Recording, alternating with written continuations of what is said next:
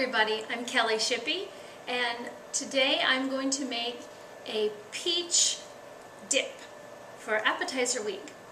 It's going to be sweet, which is a little different, but it's really a good appetizer for a brunch or a picnic.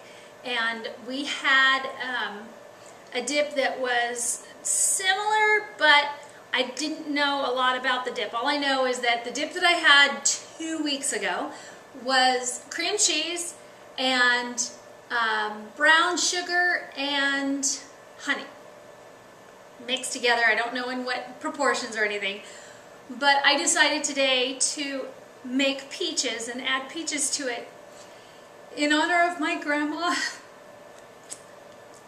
who passed away last week. Okay, I told myself I wasn't going to cry, but I am a baby. I'm a big, bald-headed baby, and I miss my grandma. So, she was such a big influence to me in the kitchen. When I was 7, my sister, who's younger, myself, my mom and dad, we were going through a rough patch. And we lived with my grandma and grandpa for about a year. And that was really when I started to love cooking, was at my grandma's side. So her favorite flavor in the world is peaches. I cry at everything. I cry when I'm happy, I cry when I'm sad. I'm one of those people that cries at commercials and at cartoon movies and things like that. So, all right, I'm done with the tears. I'm actually going to I put a cup of peaches that I took the skin off because my grandma always said that the skin is a little bitter. So if you take the peach skin off, you will take away the bitterness and you'll just have the sweetness of the peaches. And to this, I'm going to add 2 tablespoons of butter.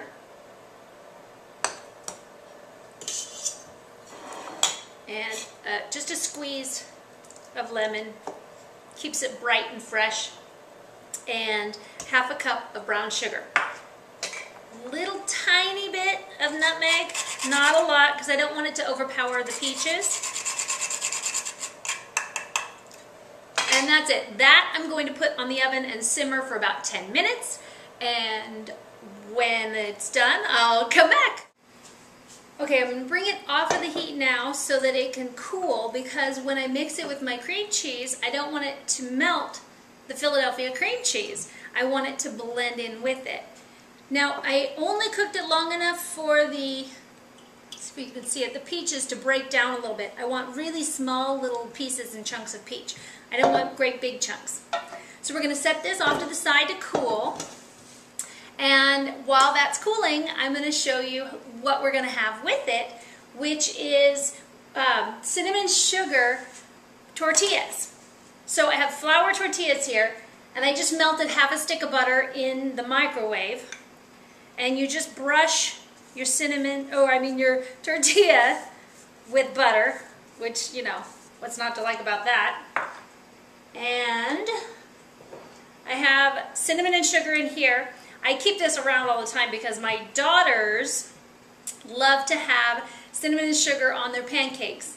And sometimes what I'll do is I'll make their pancakes and then I'll melt butter all over the top and pour a ton of cinnamon and sugar on it, and they have that instead of syrup. My mom always called them, what was it, cottage cakes? I think that's what she called cottage cakes. So anyway, you're just going to sprinkle, it's half a cup of sugar and a tablespoon of cinnamon. And you're going to sprinkle it all over that lovely melted butter. This also reminds me of my grandma. When we were living with her, she was the first one who made me cinnamon sugar toast or cinnamon sugar tortillas. We, didn't have any cookies and wanted something sweet. And so she would take a piece of bread and put butter on top and then sprinkle cinnamon and sugar on it, and we put it in the toaster oven until the butter had melted and the cinnamon and sugar had gotten nice and crunchy and crisp and crystallized. It was just as good a treat as the cookies that we didn't have. So this reminds me of my grandma also.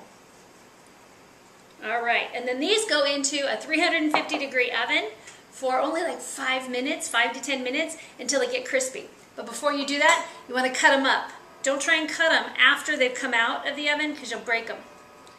Okay, while my tortilla chips are cooling off, I just pulled them out of the oven, and it actually took about 7 to 9 minutes, and I just wanted to make sure that they were crispy when I served them, and if they're too floppy, then they're chewy instead of crunchy. You can also get cinnamon sugar pita chips, and that works well for this also. Those I've seen at certain grocery stores. So, all right, let's finish our dip now. It's cooled off. Of course, we need our Philadelphia cream cheese, a full 8-ounce bar. And then we're going to add our peach mixture right on top of it. And I just want to tell all of you ladies out there, if you're a grandma, get in the kitchen with your grandkids. It makes a huge difference. It will give them cherished memories for the rest of their life. And I know you real women already do, but encourage your friends to do it too.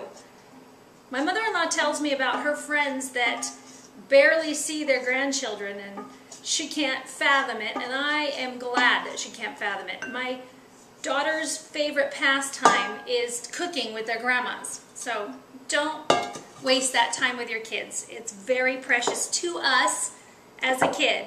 And if you're a mom, get out there and let your kids be in the kitchen with you. Don't be in such a hurry all the time that you don't have time to spend in the kitchen with them. It's one of my fondest memories. All right, I changed to a whisk to get the last of the lumps out. And the last thing we're going to add here is honey. Only about 2 teaspoons. There we go. And we mix that in. It makes it even creamier. Okay. Now I'm going to go get a pretty bowl to transfer it to because I forgot that. Okay, we got all our cinnamon and sugar chips around it. Now we're going to add just a little bit more cinnamon and sugar on top.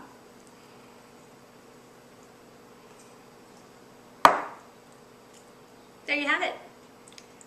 Now let's taste.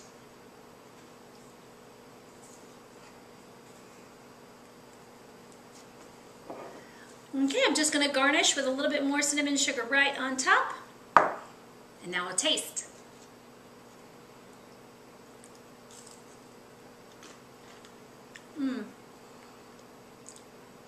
That is so yummy.